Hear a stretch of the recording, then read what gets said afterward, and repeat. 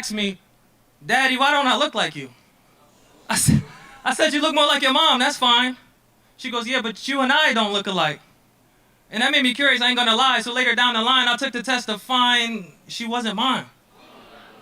I go to my wife, I say, are you out your mind? You told her she was mine when you knew you were lying, so who's this she then? Actually, I don't even want to know. Daughter comes running in, Daddy, Daddy, what's wrong? I said, go to your room. She says, Daddy, Daddy. I said, baby, move. She says, Daddy. I said, I'm not your daddy. Her face confused. The mom goes, baby, go to your room. Why would you tell her that? I said, why wouldn't you? She said, okay, I'm sorry for not telling you.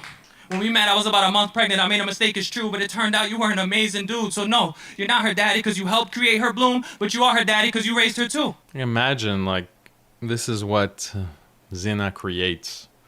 You know, imagine the pain of that child, like that daughter. Her dad is being taken away from her, like stripped. Like, I don't know where I came from. This was my dad. He was my whole world, little girl. And then he says, I'm not your daddy. You know, how can you not cry to hear such a story?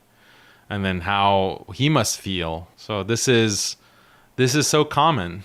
You know, this is so common that families are broken up like this, or they don't even realize that they're not blood related. You just go through life thinking that he's your dad, but he's actually a stranger. Your dad is someone completely different, your biological father. So this is like a horror. This is among the most horrific things that can happen. But how do you prevent it?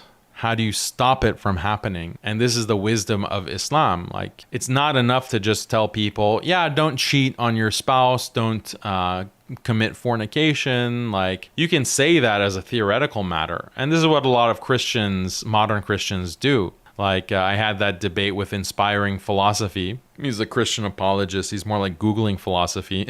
And he said, yeah, you know, there is rampant fornication by Christians, but our recommendation you have to just meditate, tell teenagers to meditate and really avoid doing these kinds of things. Like, what world are you living in? You have to have actual policies, and you have to have a culture that's created by religious values. You have to have modesty. You have to practice a separation of the genders. Like, men and women should not mix. You know, what is with this co-ed schooling? Men and women, boys and girls are together. Why? You need to stop, you know, this delay of marriage for the purpose of education. Like, biologically, these teens are ready for marriage. They're ready for marriage. They're ready to start a family. But you're telling them, no, education is so much more important. So just hold yourself for years, maybe even a decade or more. This is unnatural. It's unnatural, it's barbaric,